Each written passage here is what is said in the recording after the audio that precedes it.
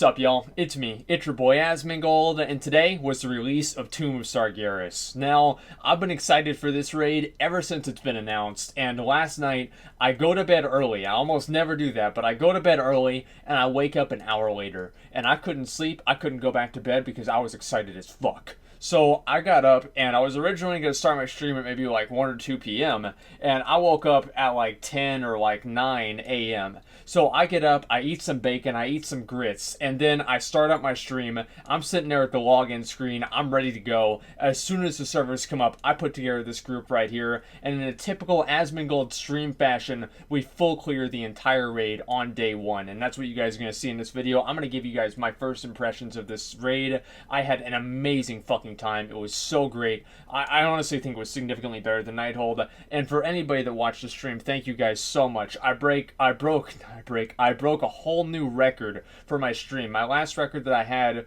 was close to like 10,000 viewers. I had over 25,000 viewers watching the live stream of clearing this. It was so exciting, so fun, and it was so awesome to see all that support. And I really hope you guys enjoyed watching it as much as I enjoyed doing it. So I wanted to give you guys a recap of what the raid is, give you my first impressions, and pretty much what to expect. So anyway, you come inside the temple, and you move into here, and it's this big open cathedral courtyard area, and it's this big fat piece of shit named Goroth. Now, he puts spikes on the ground.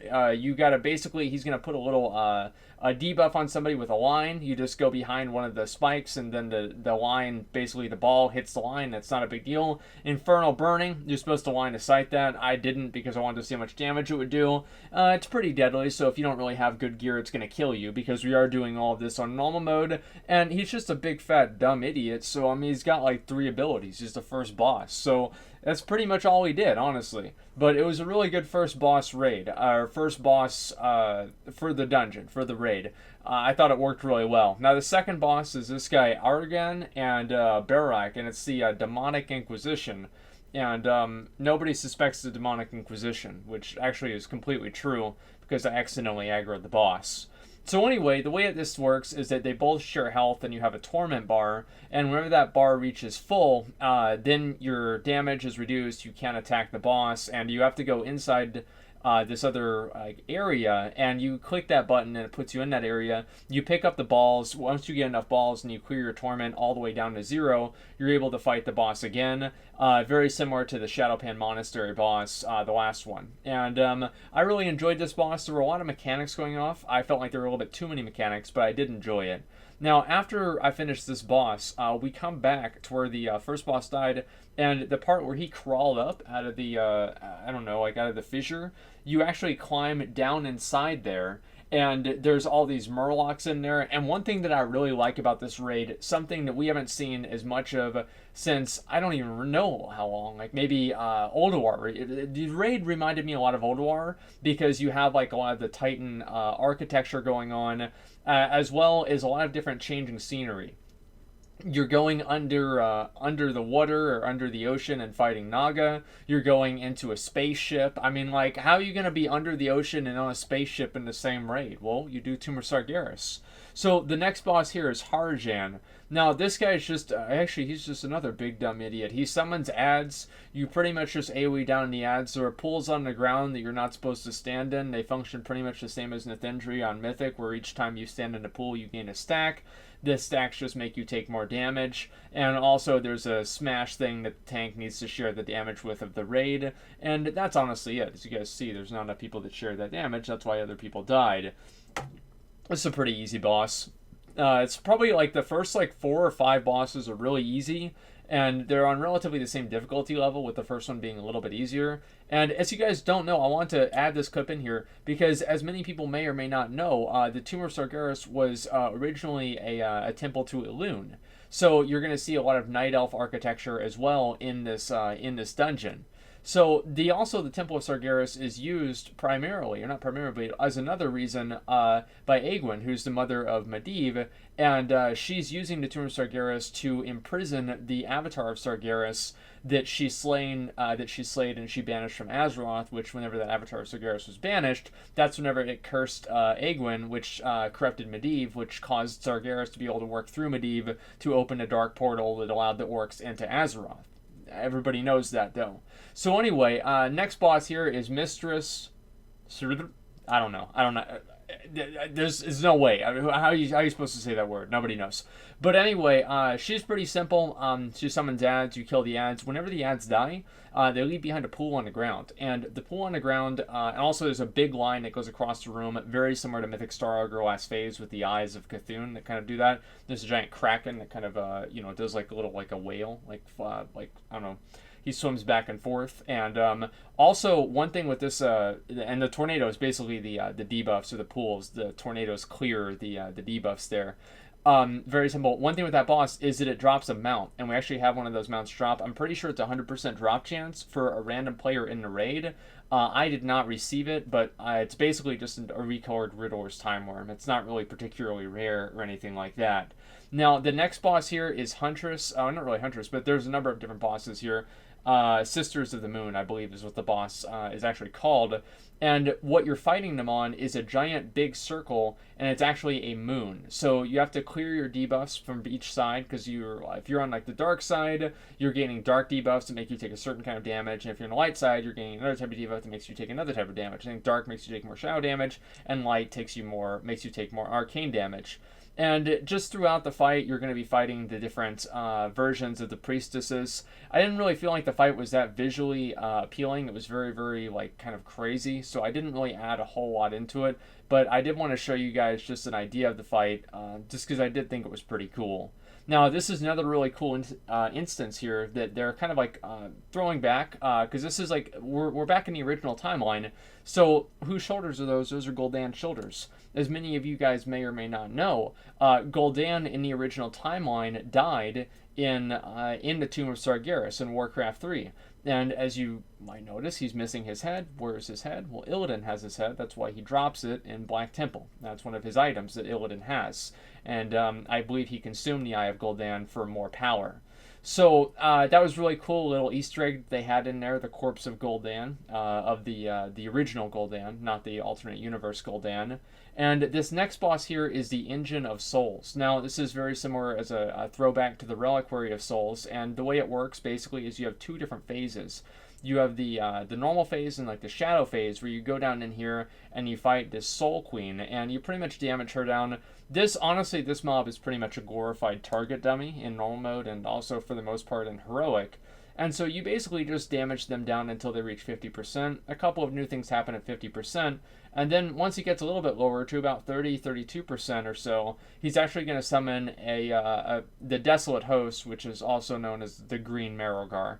And he casts a couple of interesting abilities. Soulbind, you kind of have to group up with the people that are on the other realm. Like one person gets it in one realm, the other person gets it in the other realm. So we just set a stack point and we just both go to that place whenever somebody got it. Very, very simple to do. And it's very, very... This is probably the first hard boss of the raid, I would say. Everything before this is relatively easy, but this fight is very long, and there are many of things in this fight that can one-shot you, so it was definitely interesting to do, and I did really enjoy doing it, especially because I always really liked Reliquary of Souls. Now, one thing that was also really cool about this is after you defeated the Desolate Host, you go all the way down to where you started, and Egwene, who you have to use all the Pillars of Creation in order to unlock this chamber down below. Egwene has like this secret portal or pathway all the way down to the bottom, and like this bottom chamber, which is where she's housing the imprisoned avatar of Sargeras, the fallen avatar of Sargeras. So we're going to go down here, and as you can see, there's the Maiden of Vigilance. Now, this fight is pretty much like Thaddeus. Now, she gives people two debuffs. There's either Fel Infusion or Holy Infusion, and if you stack with the wrong debuff, it basically explodes, or it puts a bomb on everybody, and it explodes on them, and it makes them take a ton of extra damage. You have to stack up for the hammers, and the Hammer of Creation, which is the light hammer, has to go to the light group. The Fel hammer has to go to the Fel group. It's very simple, honestly. And then she also casts the bombs on people naturally. So whenever you have the bomb about to happen, this is very, what's like really the word for this? It's not something that you would normally do. Like you would think that you're not supposed to do this. You have to jump in the hole, and that way the debuff doesn't explode on everybody else in the raid because it's like a bomb. Now, she's going to teleport over to the other side of the room, and you have to collect these balls. And you have to collect the same balls, of course, that are your corresponding color, or you're going to get one of the bombs on you again, and it's just going to be a big problem. Now, not only do you want to collect the balls just to do it, but on top of that, it gives you a damage boost, and so it allows you to break through her shield much more quickly. It's very similar to how the Maiden boss works in, what do you call it? In Kil'jaeden, where you just break through a shield and interrupt a cast. And honestly, guys, that's the whole fight. There's really nothing else to it. She just repeats those mechanics over and over and over, and it's extremely frustrating because if you have anybody in your raid who's even slightly a moron, you're going to find out exactly who it is. So that was a little bit annoying to do, but I do feel like that fight was probably, it was very interesting. All of these fights, there's a lot of different things that are going on in these fights. And that's what I really like about them, is that there's so much, I think of a way to put this.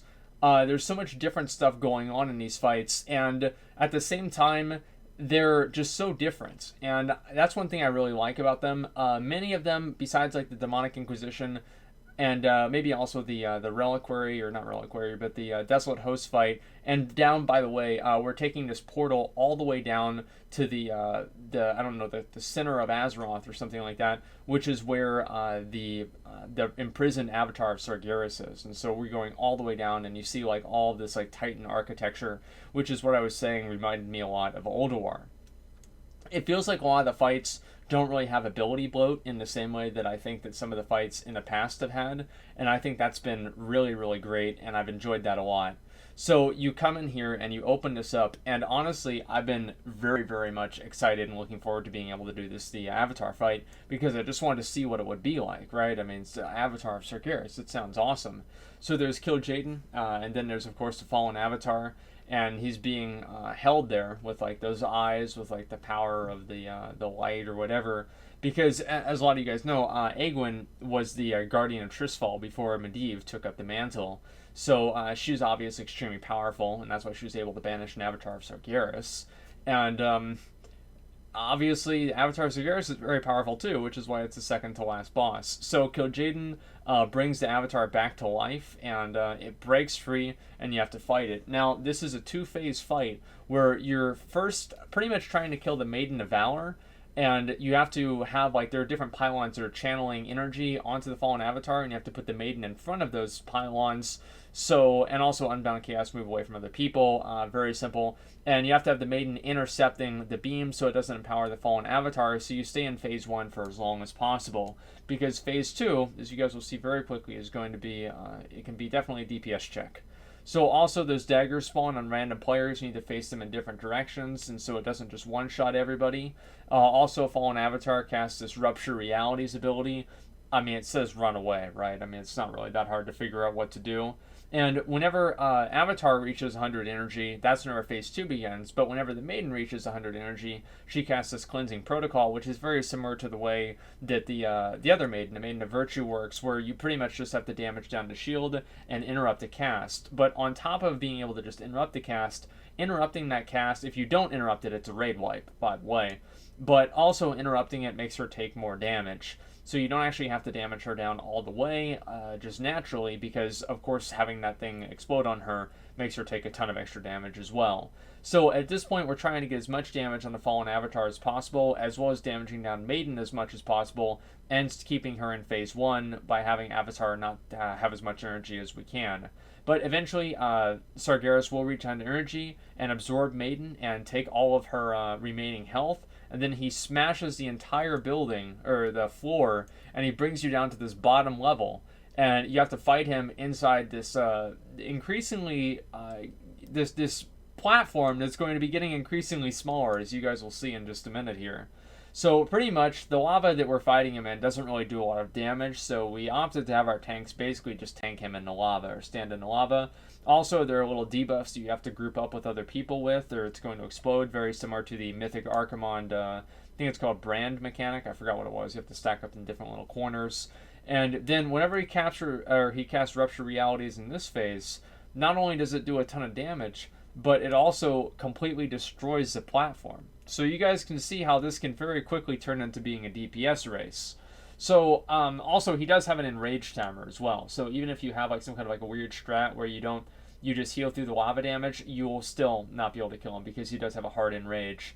So we did end up killing him on I think our second or third try. It was a really really great fight. I definitely enjoyed it. The only thing I was a little bit disappointed about was that there was no like kind of cool like lore, I guess like based um, like dialogue going on with the fight. It was just like, okay, yeah, this is the avatar of Sargeras. Like, I want to see some kind of crazy shit. But either way, I thought it was a really, really good fight. Probably, I don't know if it was my favorite fight in the instance, but it was definitely my most anticipated fight in the instance, and it didn't let me down. So as soon as you finish killing the avatar of Sargeras, you can look over there, and you've got Kil'jaeden arguing with Illidan. I don't know why. I mean, it seems like it would be pretty simple to kill him here instead of waiting to go kill him in a spaceship. And you go and you walk over there, and for some reason, obviously, the fell lava that killed you 3 seconds ago is now apparently completely, completely harmless. I don't know really how that's supposed to work, but anyway, after you go ahead and go over to here, this is actually a portal. And what this portal is going to do is, I guess I wanted to see what Illidan looked like. The portal is going to take you up to Kil'jaeden's spaceship. It's like, I mean, we're as I said. I mean, like you're under the sea. You're fighting skeletons, and this is awesome. Like I wish I had gotten better transmog weapons there, but I mean, Gorhal is pretty cool too. You have like a little cutscene where it's like you and Illidan and Khadgar ready to take on Kil'jaeden. It was really really cool, and so you're literally fighting Kil'jaeden on his spaceship, and you have to fight through all of the different waves of enemies that are defending him, and then you finally do actually make it to Kil'jaeden. There's some dialogue between Kil'jaeden and Valen, which I thought was very interesting. And as I said, I was very curious to see how the Kil'jaeden fight would turn out to go, because I didn't really know what to expect. And one thing that I think people were really hyped about with this expansion, or not expansion, this raid here, is that this is the first time that we've really had the story move forward in a lot of ways, because I feel like killing Xavius and killing Odin were relatively, or Helya actually, Helya and Trial of Hour were relatively inconsequential. With Gul'dan's already died before, we've already killed Gul'dan, but killing Kil'jaeden and actually doing this, well actually, it was Sunwell, but this is a little bit different. It does feel like the story is actually beginning to move forward again, rather than us just kind of making up all the time that we've lost in Warlords of Draenor. So I'm going to go ahead and show you guys pretty much the entire Kil'jaeden fight, because that's the one that I think that most people are wanting to see. Pretty much he casts these Armageddon things. The big ones need to be soaked by tanks. The smaller ones need to be soaked by DPS. We opted to have ranged DPS soak them in this phase and have melee DPS soak them in the transition phase, since they wouldn't be able to hit the boss anyway. Every single time that you soak one, you gain a debuff that stacks up, so you don't just have the same people soaking over and over. And also, if one of them does not get soaked, that means it explodes to the entire raid for a ton of raid-wide damage. It's not really a wipe if one of those happens, but it's definitely not something that you'd want to happen either way. So at 80%, Kil'jaeden is going to go into like an air phase where he doesn't really do a whole lot. Honestly, it's not a big deal. He casts a beam that you have to stack up in and disperse the damage through and divide it through all the people that are getting hit by it. And he also has like this ball that comes down that admittedly has killed a number of people, including myself, rupturing Singularity. So it's actually really easy how to avoid this. You just make sure that whenever it blows up, you're not standing underneath it and you're not standing too close to the edge. It's pretty simple. He also casts these different little circles on people, and the circles you just spread out. It's very similar to Il'gynoth, where as soon as they go out, people just spread out with the circles. For whatever reason, we did like 5 attempts on this boss before we killed it, and even on the last attempt, people couldn't figure it out. And here, there's the Dread Flame. Everybody just stacks up for that. This transition phase, I feel like maybe on Heroic, there might be a couple of extra mechanics. I'd like to see one more mechanic maybe added into this transition phase, and for Heroic and Mythic, and I'm expecting that there will be. But for normal mode, it was basically just a chill time. Now, after that, pretty much between like 80% and 40%, nothing really happens. It's pretty much just repeating the same mechanics over and over. And so we opted to pop Hero just to get into the 40% phase as fast as possible. 3 players randomly, it might be less if obviously you don't have as many people, but 3 players in our group got this buff, and then basically they just have to stack up underneath the boss, and then these ads spawn, and you just AoE down the ads. It was very, very easy to deal with. It was nothing really too intense.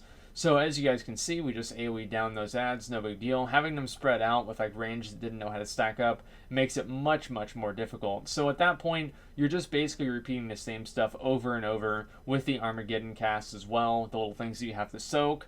And then he eventually casts Deceiver's Veil, which is extremely fucking annoying.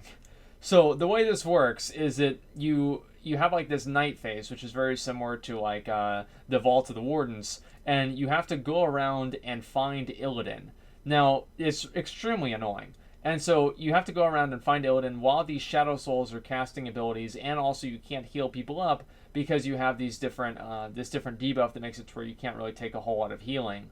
And on top of all of that, you can't damage the little shadow ads, the Shadow Souls, until you actually get the buff from Illidan. So it becomes extremely frustrating to do, and it's probably a very annoying part of the fight, and I honestly don't know, because the achievement for being able to kill this boss for the meta is you have to kill him without letting any of these Shadow Souls cast this destabilized cast, and I don't even know how you're supposed to be able to do that. I'm assuming it's basically because you're able to interrupt it through a stun and everything, so it shouldn't really be all that hard, but even with that, it seems like it would be incredibly difficult unless you get really lucky with finding Illidan. Like, a lot of trial and error there.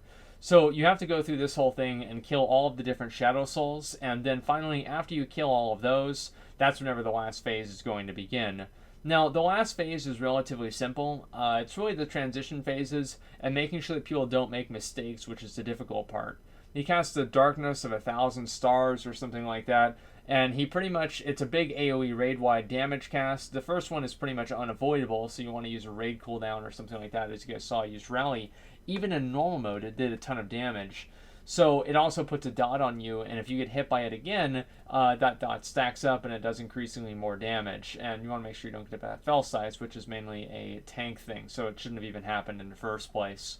So at this point, it's pretty much just rinse and repeat. There's not really a whole lot of things that happen here, and I'll show you guys another mechanic. He has a rift that opens up, and you go inside the rift as he casts the Darkness of the 1,000 Stars, and you gain that buff, the gravity lapse or thing buff, or whatever it's called, and it actually absorbs the attack that Kil'jaeden casts, because the gravity kind of pulls the stars in, so the stars don't actually hit you. Thought that's kind of interesting, some physics going on there too. And it's pretty much rinse and repeat at that point, nothing really too crazy. So whenever we killed the boss, I had no idea what the cinematic was going to be, and I was really, really looking forward to seeing this. So I was kind of curious to see if Kil'jaeden was going to turn out to maybe at the last moment betray Sargeras, the way that the initial 7.25 or Tomb of Sargeras trailer came out. It made me think that it might be a possibility.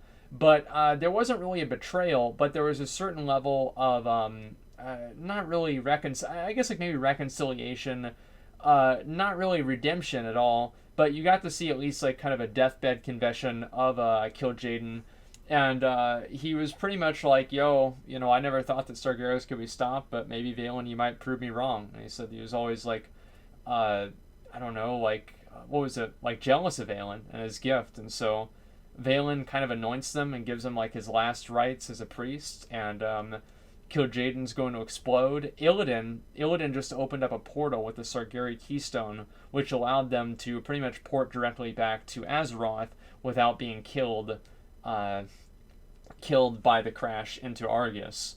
So I thought it was a pretty good scene. Definitely a much better cutscene in a lot of ways than the Nighthold one. I feel like there was a lot more emotion tied up with it. And the Nighthold one looked good because obviously you have like the Illidan, like with the new Skull of Gul'dan. But I feel like in general this was better. I just felt like this was a really, really good cutscene, I guess. It was everything that I could have really expected. And so now we get teleported back to Azsuna. Obviously the people that made this teleporter are also the same people that do the teleportation for the Warrior Class Order Hall. And you go back here, and you've got Illidan, you've got Khadgar, and he's like, what the fuck is this? And surprise, Argus is right there next to us. I honestly, I don't even entirely understand how that happened, but Illidan pretty much just made Argus right next to us so he can go and attack it. And Khadgar is not too happy about that. Valen's pretty much indifferent. And for the most part, that's the end of the cutscene. So now if you go anywhere in like besides Outland and Draenor, and I think Silvermoon City as well, you look up in the sky after you've cleared the raid and you can see Argus wherever you're at. If you're in Westfall, you can see Argus.